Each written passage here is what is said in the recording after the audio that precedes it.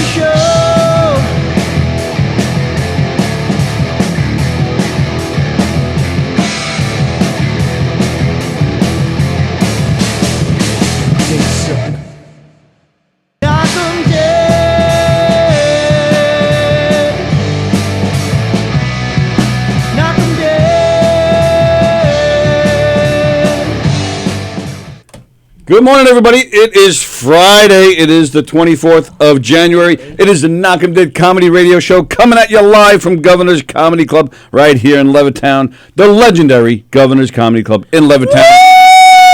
It's going to be a crazy day. I can feel it. I'm just going to sit back. Because I'm just going to let them go. We have lazy. Well, that's part of it. Two comedy greats. It doesn't get much greater than this. Carrie Carabas, right there. Oh, thank you so much. I think he just had an orgasm. Jackie, the joke man, you Martin, would right too there. if your finger was in Carrie. Yeah, that's your whole hand. What are you talking about? Used to be finger back in the day. Tight, huh? Like I said, we'll just sit back and let them go.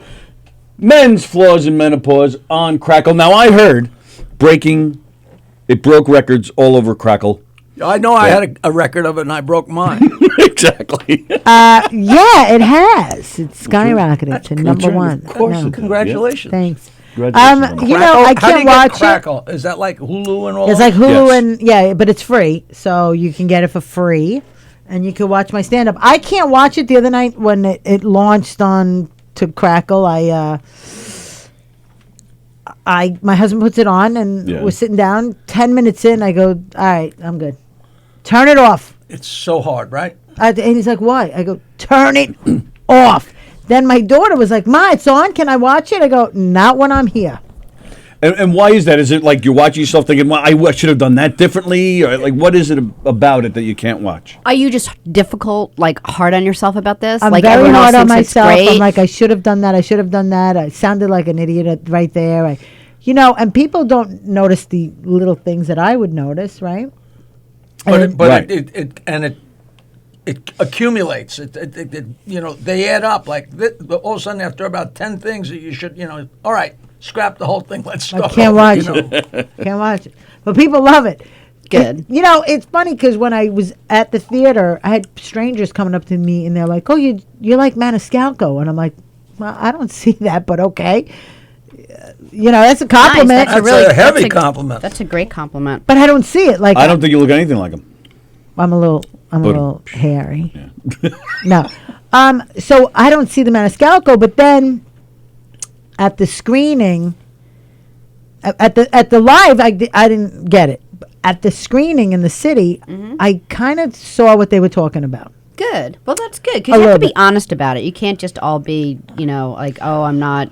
Yeah, what people I think. hope I'm like You have to- Maniscalco and make Yeah. $90 million. I mean, you don't want to be a Yeah. jerk about it, but you have to be like, realistic about where you were and where you are now, and everyone improves, and you're the shit now, man. I can't watch myself on TV Not with if anybody in the room because I laugh. It's Like, embarrassment. that I guy just, is so funny. like Pavlovian. I don't even know. I'm sitting there roaring at myself. I'm like, what an asshole I am. But you don't laugh at the jokes. I'll tell you what you laugh at, because a couple of times at the screening I laughed out loud. You're laughing at your facial expressions, your body movements. You're like, oh my God. The look how- joy. Yeah. You're enjoying the joy. A million years ago when I first recorded my show, when I first started comedy, I made so many cassettes of every show I did. Cassettes, everybody, are these Cassettes. little square And I'm playing the blocks. cassette in my car, and I'm telling a joke, and I'm laughing at the joke. And I'm sitting in my car, laughing at myself, and I took somebody took some video of it, and then I realized I was watching this video. I was watching a video of me laughing at myself, laughing at myself, laughing at myself. And I was like, just, Never ends. Yeah. And they told two friends, and they told two friends. Yeah, That's funny. that is funny. and there was the weirdest thing, and I don't know why this stuck with me. When man first walked on the moon, that's one of those things you remember where you were. And I was watching on my buddy's TV, and I was watching it out of my mother's vagina. Okay, go ahead. I'm not saying you're I'm old. so surprised I didn't see you in there. That's a good one. That's a good one. Well, if it was your mother, she was probably too far away. But Walter, not Walter Winter, what's his name? The big broadcaster. Walter Not Cronkite. Walter Cronkite. Yeah. Is Another on the guy that I've news, never heard of. and there's a gazillion people in Penn Station, which you've heard of. And there was a huge TV screen, and all the people there watching, because the man walking on the moon was on TV. Yeah, big And deal. all these people were watching this. And Walter said, let's cut to a shot of Penn Station. So they cut to a shot of Penn Station with the zillions of people watching the TV, but they're all on the TV. Yeah. And I'll never forget, just like he wasn't even thinking about it, Walter says, look at it. Do you realize we're watching people watching themselves? And I was like, wait a minute, whoa. Yeah. That's fucking great. That's great. Especially in '69, you're probably high at that time too. So him saying that just blows your mind. Absolutely. Michael Iacobelli's, you know how long ago it was? He played the accordion in my band. Wow. That's a good way to date yourself. All right. Once again, I tried to make the whole thing about me, and I'm sorry. Congratulations feel on like your that. special, babe. We have comments coming in. Tom Galati heard you on BAB this morning. Sounded great. Andrew Plajanos said it's a great special. Andrew Vagina. Thank you, Andrew. How long is the special? We're going to watch it this weekend. Yeah. 58 minutes or 50. Oh, okay. It's an hour. We tried so hard to watch it yesterday, and everything. just These ran stupid out. freaking kids. We just kept Do you- like running around doing a bunch of things, but we're absolutely going to watch But it this were you weekend. guys there live? No, No, you didn't make we it. had a show that We couldn't night. make it. Oh, that's right. You Yeah, blew me we off. wanted to. Sucks. Yeah, that's one You blew me downside. off for Rich Walker's open mic night show. No, Wow. What happened? What did Rich Walker do? There's I priorities. said you blew me off for Rich Walker's open mic night. Right. Student show. That's one thing. The downside of being fellow performers because you're out performing too, and you. But meanwhile, I want to go see this one. I wanna go Right. see Well, that that's the one thing. When you work in Vegas, you can't. All the shows are going on at the same time. So Right. I wanted to see the best shows. and I You see couldn't- nothing. Right. No, but you know what I used to do when I worked at Tropicana? I used to run over to the MGM in between shows and watch Tom Jones because I knew the guy in the sound booth, and he'd go, He'd let you in. and I'd watch Tom Jones. And you throw your bra at Tom Jones. I did. Nice. I didn't see any of the first 5 years of Saturday Night Live. Because if you're in a band, Even if you're the worst band in the world, you worked on Saturday night. Of course. Right. And there was no such thing as videotape and all that stuff. So like, hey, No remember this DVR, episode? no Remember this DVR. episode? Remember this guest? Remember So you probably just saw it within the past 10 years. No, fucking I don't watch it. And those are the best Saturday Night Lives. Yeah, no, of course. Right. Those are the best, the classics. Is it weird to have a special? I mean, you've been doing comedy for 20 plus years? 30. 30. It is 30. 1987, I dabbled, right? Wow, And then I didn't realize it was that far back. Yeah, and then really I was like very young. And then in 1990 is when I went full force. So I could count it as from 1990. Okay. Yeah. So 30 years. Yeah. Wow. So, but all right. So after 30 years, is it weird to have? I mean, come on. A part of you must be saying it's about freaking time. Yeah, it is. You feel like, oh, finally I did it. Yeah, now especially they're because gonna you see other people getting specials, and you're like, really? Well, you know? you can't consume yourself with other people's Really? success. You can only just try to be I happy for know. them. You have to try to be happy for them because then it's achievable. But you finally do go, oh, thank God. Now people are going to know I'm a comic. Yeah. Do you know, I always wanted to have a comedy Duluth. club. I wanted to have a comedy club called Schadenfreude. Do you know what that means? Yeah, I love that word. It's a German word that means regaling in other people's failures. Yeah. Which is just such a great word. Yes. For 40 years, I've been making people laugh for a solid hour. A lot of people, a common thing, that's the hardest I ever laughed in my life for an hour. No Showtime, no HBO, no. They have tried everything. They've tried everything but Right, dogs you're taking a hilarious. shit on the stage. Nobody, there has never been any. The closest I got to anybody having any interest at all was they put me on that Gotham Comedy Live, And here's this legend. Where do you get legend? Nobody's ever fucking heard of me unless they came and paid their $4 and walked in, But I've just always lived with it, If I'm making them laugh, and it really does literally make me happy. So fuck it. One of my family members, I mean like a cousin, at a wedding once said to me, so when are you going to make it already, cuz? This was like 10 years ago. And I looked at him and I go, I've already made it. What are you talking about? I'm making a living doing the What are most you difficult talking thing in about? the world. Right. I'm doing a show for 45 minutes. I've made it. When was the last time you stood up in front of a crowd? You've made it, but you haven't made it like the financial, where you're not making it like the money that, let's say, Maniscalco made last year in the millions, But you've made it as far as a comic goes. Do you remember that there was an old, so long ago, the Leno thing where he told his parents he was going to, he was going to be a comic. And they were like, well, were you ever on the Johnny Carson show? And he said, no. And then he finally calls and says, hey, I was on the Johnny Carson show. He said, are you on again tonight? No, I was on and they go, oh, just the one night. And he says, yeah. Did you ever host? No. Hey, Ma, I'm on Johnny Carson show tonight. I'm hosting. You hosting tomorrow night? No. Oh, just the one night? Like like- the it's bar. never enough. Well, no, it's never enough for your family because when they hear you're a comic, they're like, ugh, no money. Because this business is faster, Right. faster famine or whatever. Feast or famine. Feast or famine, and I just wrote that in the thing the other day. And it's true. Like 1 minute you're like negative $34 in your bank account, and 1 minute, the next minute, you could be on top of the world with money. You're doing Right. this.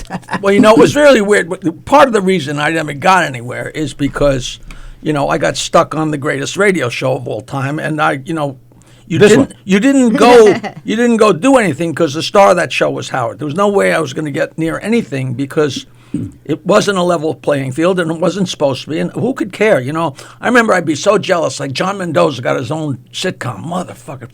Richard Jennings got his own. But then a year later, they'd be canceled, And you still be and working. my salary had doubled again. So it kept getting better and better and better.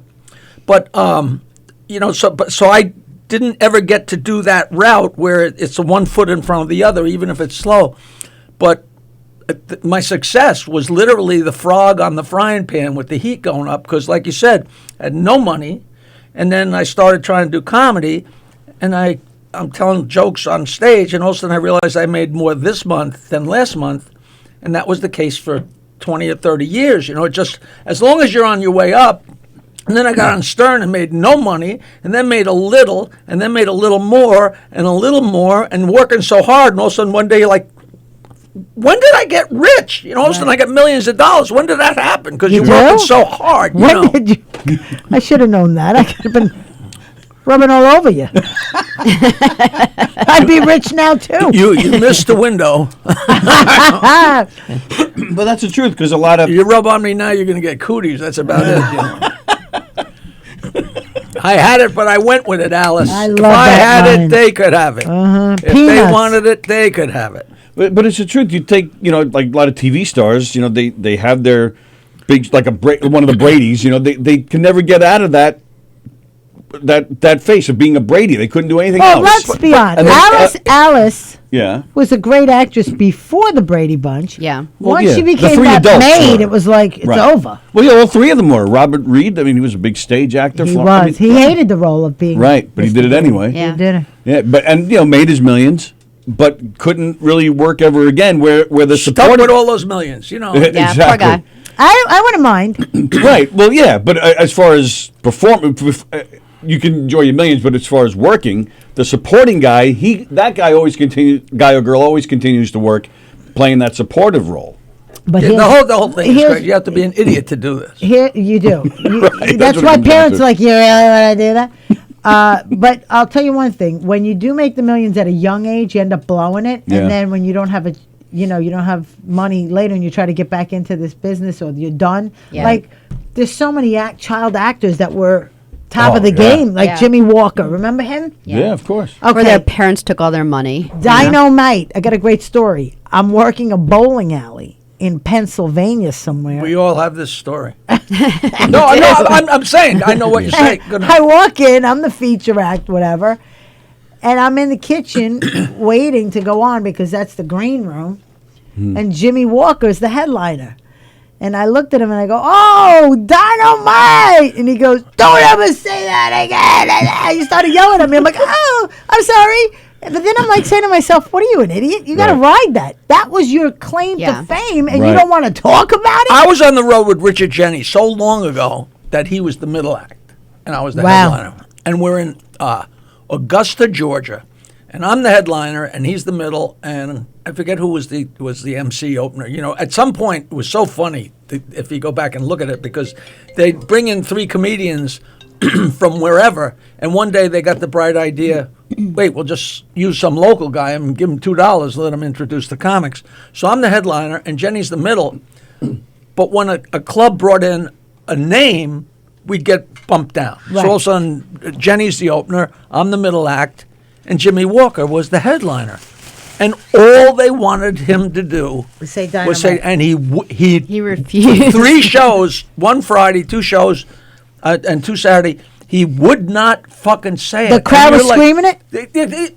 He just he wouldn't even address it, and it would have been so easy. And he just it was almost. It was kind of scary. It was almost like if he said it like Mr. Mxyzptlk and Superman, he would have gone back to his planet, But it was so weird. And then I went to see Red Fox in Fort Lauderdale. Me and Minervini went. We spent the whole night doing cocaine with Slappy White. Who could say they did? Forget Red Fox. We did coke with Slappy White. And Red Fox is on stage with a little 2 or 3 piece jazz band. And everybody's, do Fred Sanford. Do Fred Sanford. He's like, fuck Fred Sanford. For 40 years I was Red Fox. Fuck Fred Sanford. And then do Fred Sanford. He turned around, I swear, Carrie, he did the entire show to the jazz band with his back to the fucking crowd. Well, he I got swear- pissed. He just, he wanted to be him. But I get what you're saying, but if that's what you're known gotta for, be you a- have to give the happy to make the people happy. Yeah. You have to do. You know what I Right, mean? because But just I'm an saying, I don't airplane. think I he remember does it. everybody's like, do somebody to love. So they fucking play it. You don't not play it. Right. Right. You know. Right. You know Right. the greatest story about this shit is I forget what year, but I think it was the early '90s, and we actually broadcast for a week from Abbey Road Studios. We're in the room. Oh, no kidding. that Like room, what year? the actual room, like 19. You could look it up because it was the Princess Trust concert, and the Bee Gees sat across from me, Howard and Robin, and sang a cappella. I mean, I thought my heart on was going to knock them down, and it was so great. But this is how you can tell what year it was. It was when you guys might not remember this. Bill Wyman, the bass player of the Rolling Rolling Stones, Stones. was fucking a 14-year-old girl. Yeah, and he married her. And it was okay. Yeah. So like early. Gary booked the 14. This is when they first started, and it was a big story, and it was a mess. I'm going to say 1989. Yeah, it's like that might be definitely right. 80s. And Gary books this girl, this 14-year-old girl that Bill Wyman's banging, books her on the Stern Show. And either the day of the show or the day before the show, her people called Gary and said, she'll do the show, but she doesn't want to talk about Bill Wyman. And it was like, I get it. Right. you know, What am I going to talk to we're a gonna discuss- 14-year-old girl we're gonna about? Discuss your finals? Yeah, like what's your favorite lip gloss? It's just the funniest fucking thing ever. But that's the Cartoon. same exact thing, you know. And Jimmy Walker, I still, to this day, I don't think he still doesn't do it, right? No, he he- still pops around once in a while. You still hear his name. But Well, here's the thing. I went on and I did my set, and I was doing comedy at the time, maybe 15 years. So I Okay. was good. sure. And he went up. He was just coming back out, you know. And he said watermelon, and he couldn't believe that they didn't fall off the chairs. They didn't fall off their chairs at all. He was doing jokes about Michael Jackson. One of his jokes that I'll never forget it. He was mean to me in the back. So when someone's mean to you and he's the headline and then he's eating his ass, Yeah, you're happy. yeah. Like I could have went Say home. the word. That is a party, Schadenfreude. I could have went Schadenfreude. home. That's exactly So what that I means. stayed, You just waiting for him to risking come back. me getting raped at that bowling alley Yeah. just to watch him eat his ass. One of his jokes Right. was, this was at the time, this was a little after Michael Jackson married Lisa Marie. He goes, when Michael Jackson walked down the aisle, no, when Lisa Marie walked down, she lifted his veil to kiss the bride or whatever. And cricket, Yeah. and I was like, I'm the only one laughing in the back. But at him. Out of joy. I used to have a whole thing about that. I said, bombing a joke is such a fun thing because if a comedian on stage, number one, if a comedian's bombing, the rest of the comics can't get in the room fast enough. You know, nobody, like we're in a Fort Lauderdale It's comics true. job. Say, hey, Minervini is killing out there. Ho hum, give me a beer. You know, hey, you know, Bob Nelson's, you know, getting a standing ovation. Blah blah blah. You know, John Heyman's eating it. You couldn't get out there quick enough. You know, and it's you know, shit. he pissed me off. So Hey, Carrie, you want a water? I got extra one. so I said there's a distinct sound when the comic's on stage bombing. It's the greatest thing, especially for the other comics.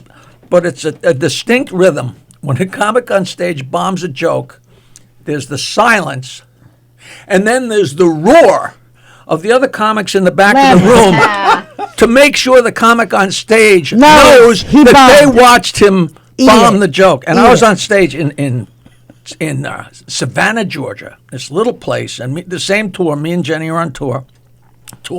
You know, 5 clubs. And we drove, you know, shitholes. And I'll never forget because there's a big picture window where, you know, people stop. You know, Savannah's like a tourist place.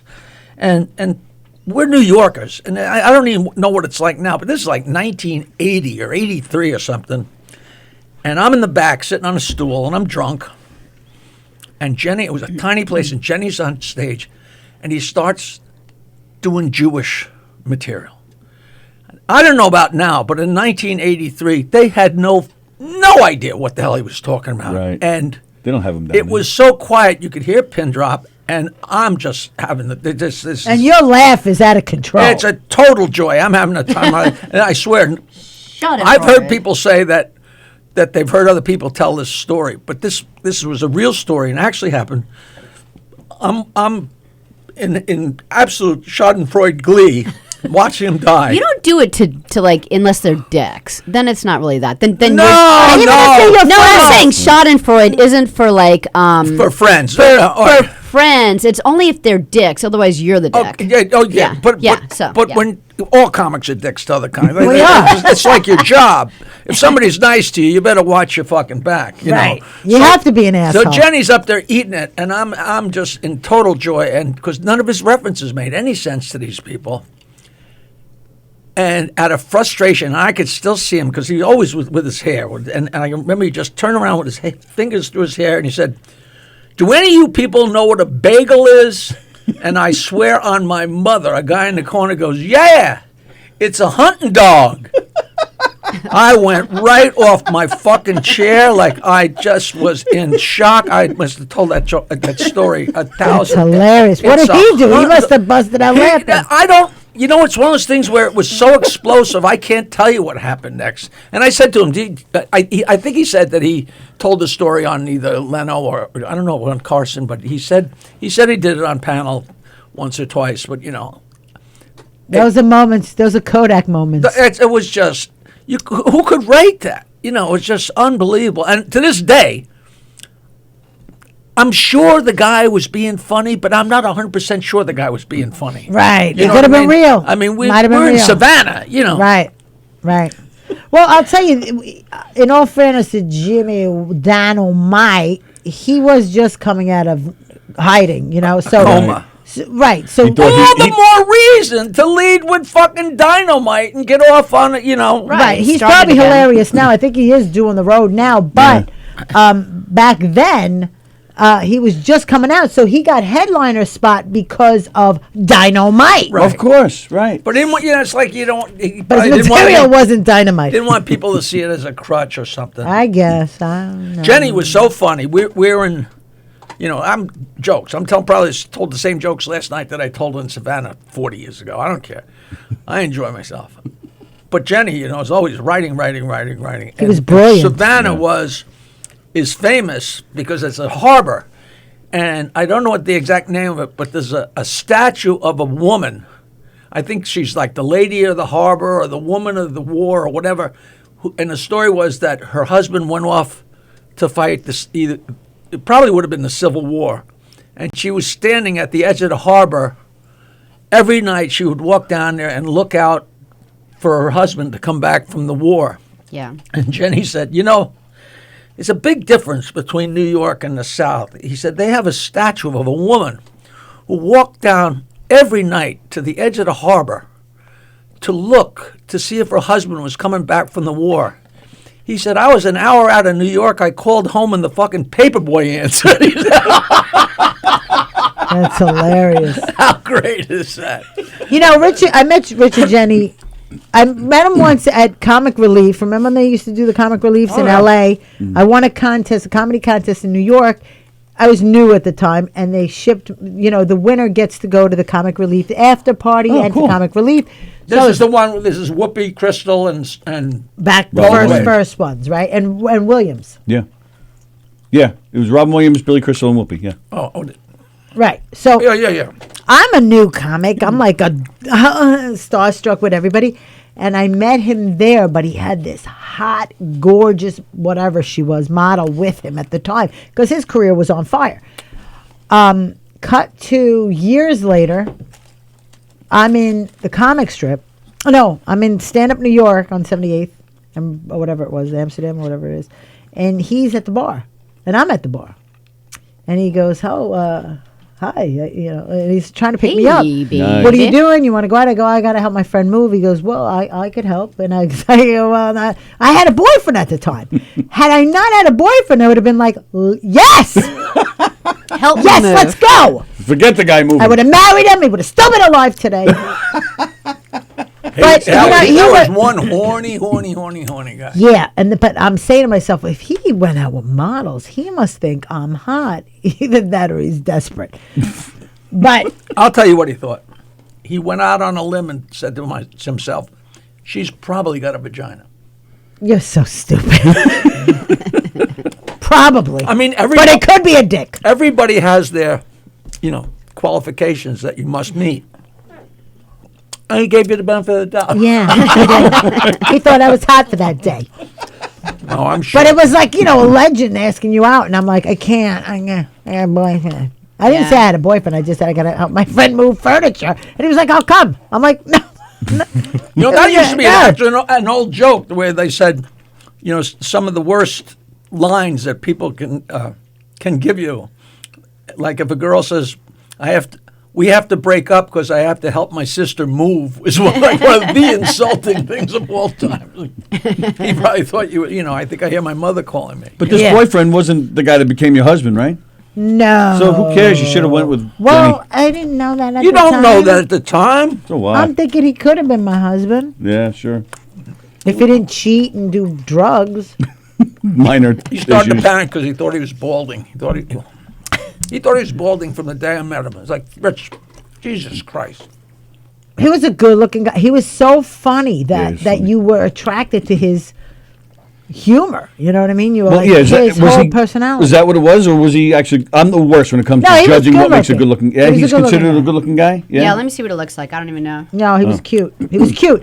Rich Let's not say he Jennings? was Richard Gere, but Right, we could say he was definitely cute. I loved him. I never thought You he slept was with him? like in the. I did that, but in the grand scheme of things, I didn't think he was an attractive guy. But guys do not know. That's what I'm saying. They I'm the don't know. worst. I have no idea what makes a guy. What gauges as a good looking guy. Now, some guy says, so and so is good looking. I don't want to hear that from a guy either. Like, shut up. Well, I mean, I would know if a girl was beautiful. I mean, you Yeah, can't. but I girls think he are got normal. better looking as he got Let me a see little him. older.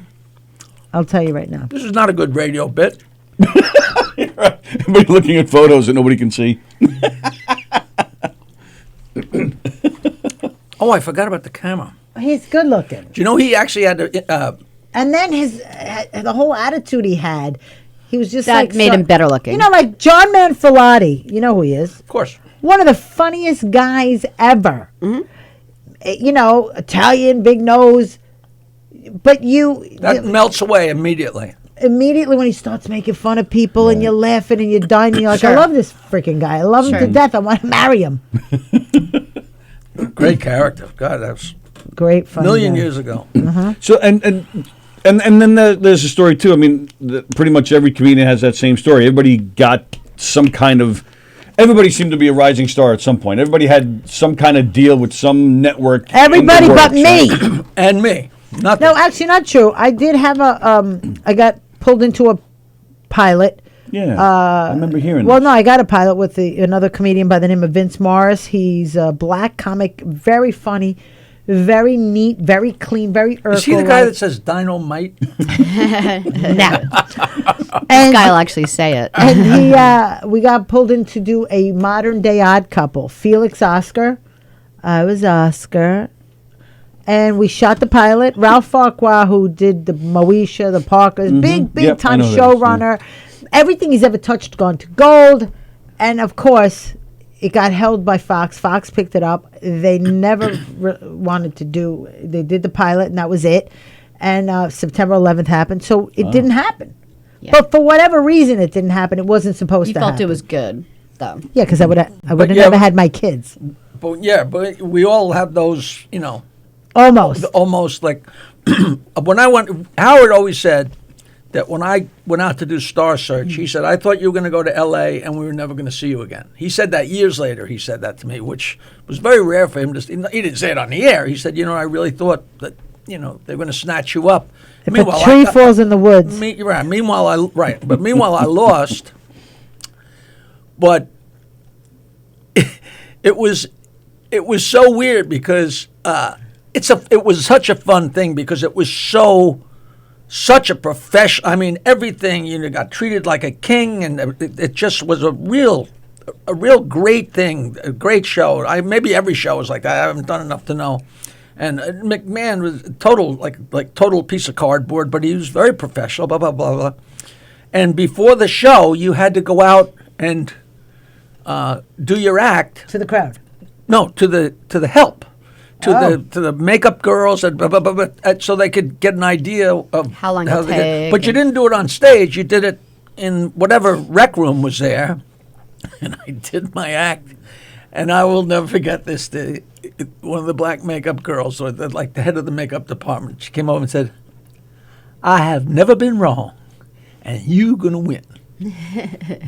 She said, after the show, she says, "That's the only time I ever been wrong." I'm like, motherfucker, man. That is funny. That's It's great. a true story. Who'd you lose to? Steve-O. I remember not the Steve-O. Steve-O. Right. Yeah. Right, I remember the SIBO you're talking about. Yeah. And he looked much, Star Search, supposed to be young comedians. I must have looked 1,000 years. It was the second wave of Star Search when Claudia McMahon went back out to the clubs, and I actually passed the audition at the East Side. And it was just, it's such a great experience. It was so much Here's fun. the thing, though, about this business. You come so close and you don't get there. So Right. it's not like, hey, you make it after 30 years and like, oh, overnight success. It wasn't an overnight. This was no Right. overnight. Right. I'll tell you, when I went out to LA for this pilot, I stayed with a couple of friends of mine by the name of Justin McKinney, Joe Matarese, and Kyle Dunnigan. So 3 of the funniest guys in the business. I recognize the Matarese name. I don't know where I know him from. From he's been on the Stern Show a couple of times, I think. But so when I got there, they had these charts, these suicide charts on the refrigerator. So I'm like, what the hell is this? And they had their names on it. Kyle, Joe, and Like, if this doesn't happen by then, that's... No. This is where I got my pilot, he writes, Justin's pilot, where he got the pilot with DeResta. They were 2 cops. They were supposed to be detectives. the cop. Yeah, John DeResta. They had a pilot. And this is where it never got picked up, and he's almost on suicide. There's a line where the suicide is, right? And then this we got chicken, the chicken commercial for Kentucky Fried Chicken. This is where it didn't go. So they had all these things, right? So I'm like, That's this really is funny. weird. But it was so brilliantly funny because Yeah. it's true. It's true. So one day I get the pilot. I'm all happy. I'm jumping up and down. I got a pilot, blah, blah, blah. I come to the house, and there's my name with the suicide chart. I go, you bastards, you're going to jinx me. They're like, no, right now you're here. We're just helping You're you. here. And wouldn't you know it, 2 months later, it doesn't get picked up. They canned it, and I was on suicide watch. At least you made the suicide chart. That's where I knew the guy from. Him and DeResta came on the Stern Show when they got the pilot or something like that. Yeah. Because John DeResta, his sister, owns a Toy company. Switch Partners or What? Still swinger. Partners in Seacliff. It's a great club in like a. Oh, a no, music they club. own the brothers own a toy company. Yeah, they're rolling. Gotcha. But he's still an actor in L.A. I'm sure he is. I saw him with Goldie Hawn's daughter, Kate Hudson. Hudson. He was playing her brother or something. Oh yeah, yeah. You still see him from time to time. Yeah. Now, how did Crackle find? Did you just make the special and try to sell it, or did No. they find you and say we want this special? Sal, the stockbroker. Right. Friends with Sal for 100 years. I love him to death. Like, he's hilarious. Whatever. I've been telling him you got to be on the road more. Whatever. We love each other to death. He thinks my comedy's hilarious. As do all of us. Thank you. So one day he says to me, I got to get this guy, David, to look at you because he's looking to make a special. Right. So David came to the brokerage. You know, David Ozer. And he saw me with his wife and his 2 friends, and he says, oh, my God, you're hilarious. I want to do this. Let's do this. I said, let's do it. So a lot of guys say, let's was do David this. Ozer an intern on the Stern Show at any point? Do you have any idea? I don't think so. I'm so old where every name I hear sounds familiar, but congratulations. That's so great. But he was like CEO of Sony. He's got a list of like a resume and a half, but It ain't no suicide watch. no, but I knew a lot of people say things to you, but they never happen. Right. So he seemed like really nice and whatever. And I'm like, is this happening? Is it too good to be true? Right. So, It's funny because you can't believe everybody, but you can't not believe everybody. because you never know, it could happen. So I was praying for it, and it just came along and whatever. I was saying it on the radio today. I was like, Sal the stockbroker I was praying to God, and God used Sal as an angel. And then they're like, yeah, Sal Governale, the apostle. Anyway, you know Sal. Very, very well. Okay. I like so him a lot. now, so now I'm thinking, is this going to happen? Is it not going to happen? Whatever. And David, I get a lawyer to look at the contract, and the lawyer says to me, and I still don't really know who David is. The lawyer goes, well, my retainer's $25,000. I'm like, well, we're not going to be working again. I go, $25,000. I said, I'm just a measly comic. It's 4 pages, dude, really. So I got a different lawyer. He goes, well, here's what I can't give you legal advice, but what I could tell you is this guy is the real deal. So it's the Landmark Group Studios, production company, and they're the real deal. I mean, Right. The lawyer wouldn't be charging that if it didn't mean you were going to make some money, theoretically. right. So he was like, this guy is the real deal. And David Ozer is such a very nice, simple guy. You would never think. My husband's like, I would never think. He's so down to earth. Him and his wife, great people. Says something, follows through. Because most people will say and not follow through. Well, you know very well in show business, the higher up people get, the more relaxed they are in a lot of cases. They're more relaxed. They're uncomfortable in their own skin, et cetera. It's the middle. The guy that owns the club is mellow. The guy that manages the club is an idiot. Right. So. Let me ask about the special though. If it's on Crackle that you say you download and you could download for free, just kind of like anywhere on your TV, like you would Netflix, correct? Then you watch your special, and that's free. So how are they making money to give you money? Well, there's commercials. Got it. So it's not like Good, watching a okay. Netflix special where you're going straight through to the whole hour. Sure. It breaks off into commercial. Okay. And then it comes back. All right. If you have Apple TV and you got Prime and you got Netflix, is Crackle Yes. an app you can have? Yes. And so I could just watch it Yes. on And it's Crackle. free. And the only downside is there's going to be a commercial. Yeah, Right. That's the only downside. Yeah, so when you use your So- Apple TV, just put Crackle on the search, and you'll find So if I make it past the first commercial, that's good. Oh, do they pay you No, per that? No. Because I think on That means Amazon they're Prime interested, they is actually what do you're that. saying. Like I'm joking. If you guys are still watching after the first commercial, Oh, okay. give you That's time great. to go That's great. go pee-pee. No, and then come back and watch. You get paid no matter what, but Right. You want people to watch. I want people to watch. Right, I want you want people- more specials. You want other things. Well, he's already talking about the second special. And I'm like, Nice. okay, David, let me get, it's not easy to write an hour Right. like that. Yeah. I mean, it's hard. Yeah, right? everybody has the first one. Nobody has the second one. Yeah, I but don't know. But that's interesting you say that, though, because when we touched upon this yesterday or the day before, we've seen you, we're in double digits.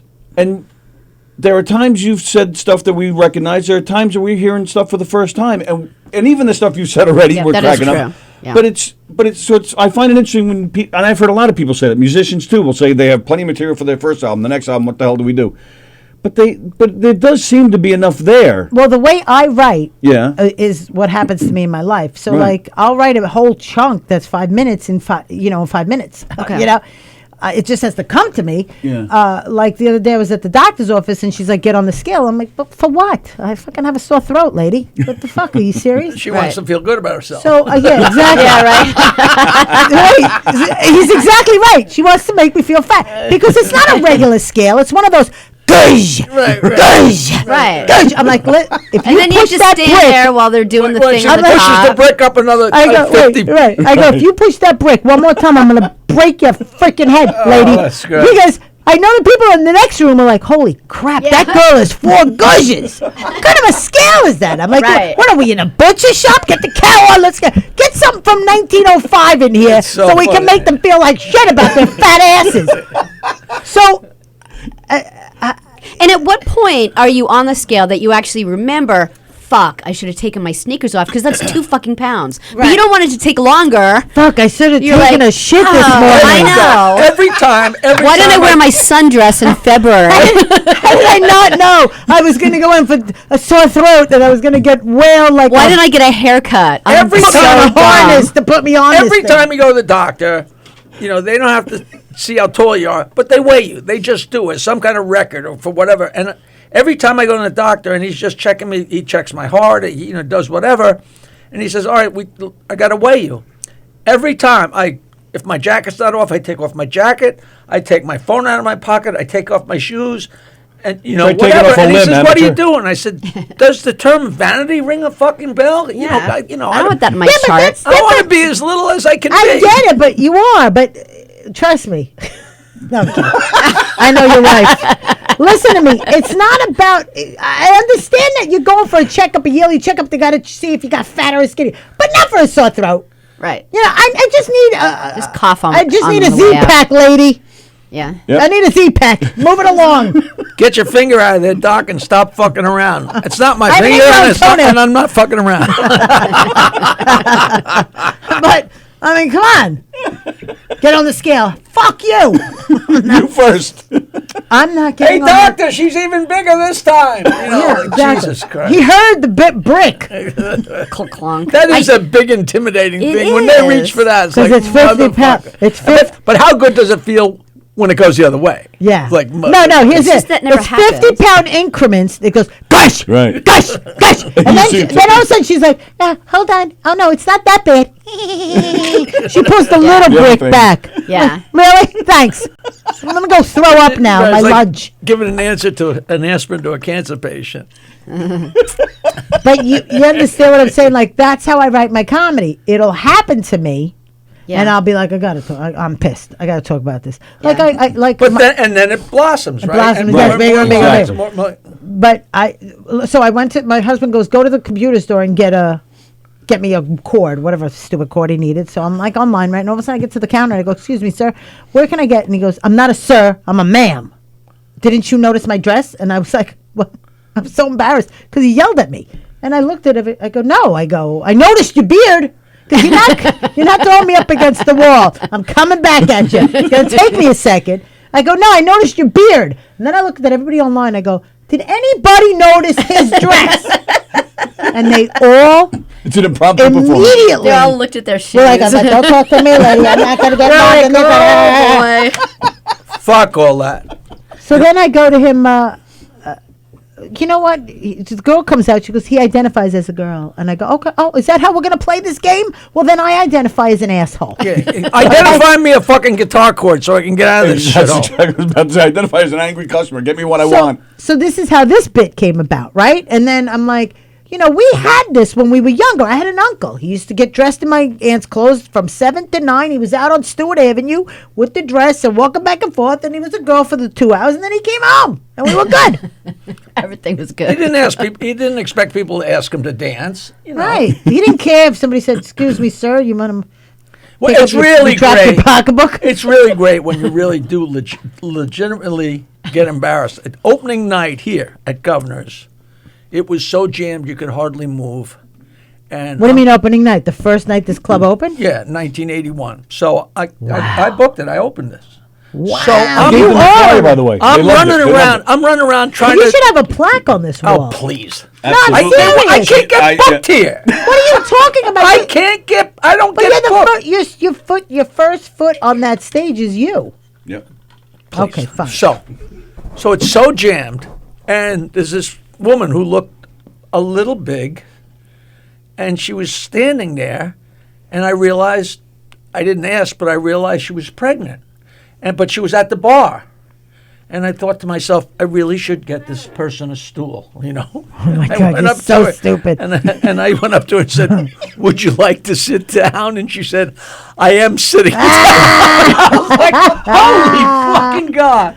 You know, the road to hell is paved with good intentions, you know. But she laughed, you know. Well, I got to tell you, I one time was in a place and this girl had a stomach like that and it looked like a pregnancy. Right. I've done that. I did that twice to my boss's wife. I didn't learn the first time. Stupid. Congratulations. I said to her, oh, when are you due? And she goes, I'm not pregnant. And I went, oh, I'm so sorry. I go, your shirt is flared. There is no I never follow-up asked. line. I The only never, ever follow-up asked. line is I got to get out of here. There's no follow-up line. So I wrote a joke. I go, the joke was that a guy said it to me. He sees me, he goes, oh, you're pregnant? I'm like, really? Let me tell you something. I don't give a shit, fellas, if there's a head popping out of my crotch. Don't ask me if I'm pregnant. Right. Right. I go, I see him. He says, you're pregnant. And then I go, yes, I am. And then I see him a year and a half later. He's like, I'm like, I know. It doesn't want to come out. That's great. That's brilliant. That's so funny. It's amazing. So, so that's how I write my comedy. I write it from my everyday experiences of. So you have to have the everyday stuff to start writing. But stuff. audiences are so funny because I changed the jokes that I did. I think back to the 90s, and I did more in one day than I've done in 20 years. And I mean it. I'm on the Stern Show 4 hours, 5 hours in the morning, doing shows at night. We're doing the TV show. I'm doing CDs. I got a billion things going. I'm hosting wrestles, comedy You're hour. burning that candle. Crazy. But in the midst of this, I'm headlining, and I did I decided, you know what? I did my albums and I did cassettes, but I got to put all my jokes. I want them all on CD because CDs had just started to happen. So I did my first CD. When I got done with that CD, I had to get rid of 80 minutes of jokes and replace it with a new age. I mean, they're old crazy jokes, the things I've been telling organically. How do you since I'm a remember third grade. them all? So I gotta get rid of 80 minutes and replace them with a different 80 minutes. But I'm the guy on Ed Sullivan spinning the plates because I'm not home learning this. I'm doing this on the fly, like replacing the jokes, and I'm still headlining, and I can't just headline. You got to kill. You got to out there and fucking kill, especially coming from. And I did it 6 fucking times. I did 6 CDs, so I got all the stuff. But now I'm lazy, and I just do the very, very best of all those jokes. And then I hear a new great one, or I realize a joke from 50 years ago is much funnier than I thought. It's blah, blah, blah. But I have people come up to me all the time that, like, I'll do brokerage, and then I do it once a year, and the next year somebody will come up and say, man, it never gets, it's so great. I can't believe you did all new stuff tonight. It was the exact same fucking show. Right. Or somebody will come up and say, God, I can't believe how many new jokes tonight. Because when people hear me, they hear a different thing every time because they're laughing at A, they miss B, and they hear C, or they miss B and C and hear D, and then they get out of rhythm. So, it's interesting. Have you ever wanted to do not jokes and do your like?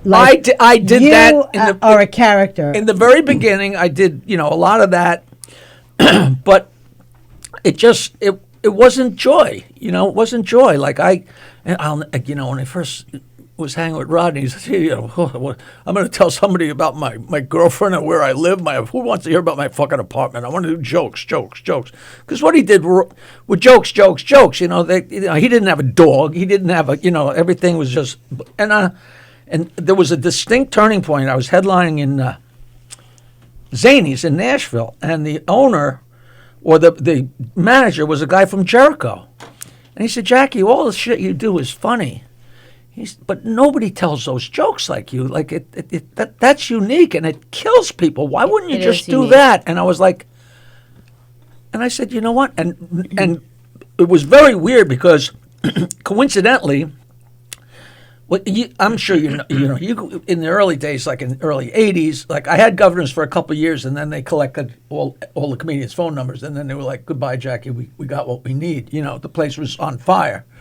So I'm going out, like with Jenny, or going to the Funny Bones, or going to Zanies, or wherever, and you do your 40 minutes or your 50 minutes at night, and the whole rest of the time you're twiddling your thumbs, and you're not staying at the Four Seasons. You're staying at Motel 3. Yeah. Oh, off the highway.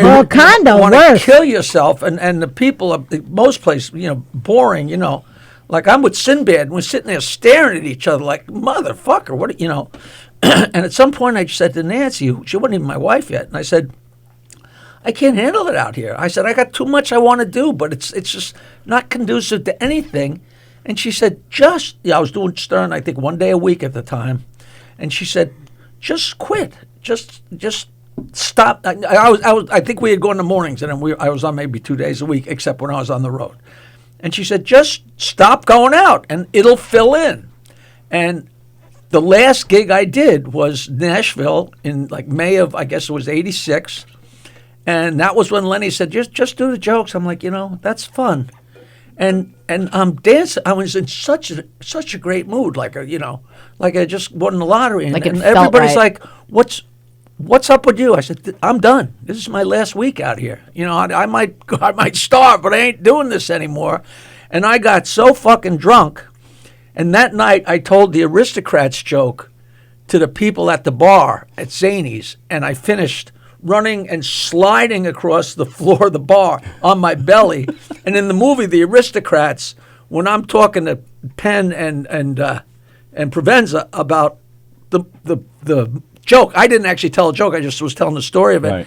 And in the movie, I'm actually on the floor flailing like a fish, and I was telling the joke my last night at Zanies. But I said, you know what? Fuck it. I'm just going to do it. Because that's me, it's that's my joy, I mean, I could sit around, I had written plenty of stuff, and some was funnier than others, and there's some stuff, in my act that, it came from life or whatever, but for the most part, nothing is as funny as the fucking jokes to me. You know, and some people say, "Oh, I got a problem with that." Well, don't fucking come. You know, you don't. If you don't like opera, don't go to opera. Right, you know? whatever. Like What floats your nothing's boat. funnier than bashing my husband. Right. And if that's your joy, That is my joy. of course it is. Even at home when no one's listening. Of course, you know. Gary Delaparty used to go nuts because I used to torture him when we weren't on the air. Why are you doing that for? Nobody's getting anything out of it. I